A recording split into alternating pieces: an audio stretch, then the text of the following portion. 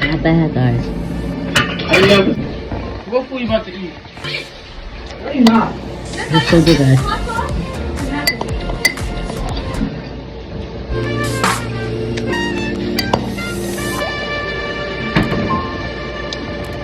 So I made my own autumn squash soup, guys. So good.